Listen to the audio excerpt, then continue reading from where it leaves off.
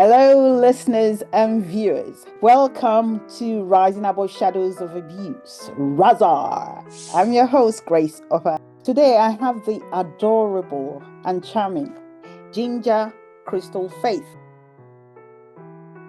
Why is it important for women, especially lone parents, to invest in real estate, learn budgeting, and invest to feel confident? Real estate it's tried and true, right? They're hard assets. Now, there's all sorts of ways to mess it up, like anything else. However, if you think it through and you make a commitment, it's phenomenally great. Okay, so when I have a tenant that pays all my bills, I have tenants that pay my bills. That's wonderful, right? Because you can breathe. When I realized I started buying real estate in the 90s and I was not healed at all. I started buying 6-family apartments and I had a little business, was doing extremely well, making 6 figures in the 90s. And I bought another 6-family and then a 9-plex. And, I flipped a property. I started getting involved that way. When I hit the wall when I was 30 years old and I realized how messed up I was because of my toxic environment that I never healed, I needed to go deep.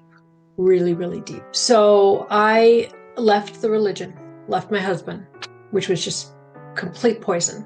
But I didn't even know poison, except I was reading Tony Robbins and I was feeling good. And I'd go back there and I was feeling bad. And I was like very confused. I had a split personality because I was trying to get success and then I was undercutting. But I had bought that real estate. And so I was able to what I did was I would focus on my real estate 3 days a week and my business. And then for 4 days every single week, I rented a room in a beautiful apartment right in Newton, Massachusetts, with a really cool woman. First time I ever had an inkling of what love was, from another human. It was right around that time. But my real estate paid my bills, and I could think. So I wake up in the morning and I would take a long walk, or I would go to the gym and I would eat healthy food.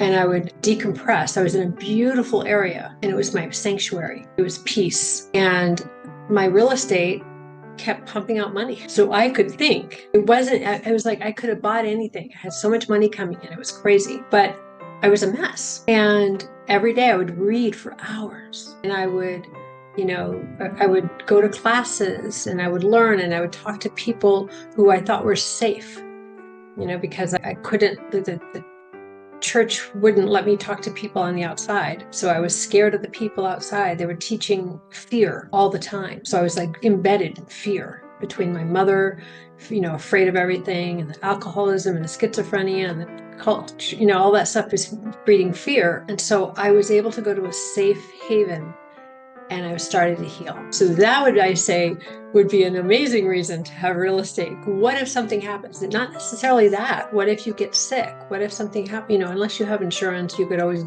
go on, social services, whatever. But I didn't have to do that. I was able to maintain everything. I didn't have to explain to anybody. I didn't have to go to I went into therapy, but I paid for the therapy myself. I went into any healing, I paid for it myself. So it gave me strength and I didn't feel like I was relying on anybody. So it strengthened me to have my own resources. So I would say that's a phenomenal reason, to have a safety that in case anything happens, if you're doing well and you're strong, start by accumulating some real estate that can help support you. Thank you. So I also see it as a means to create financial freedom for the person and also maybe to leave something for their children if they have children, or for family members even if they don't have children. That's how I see it. Thank you.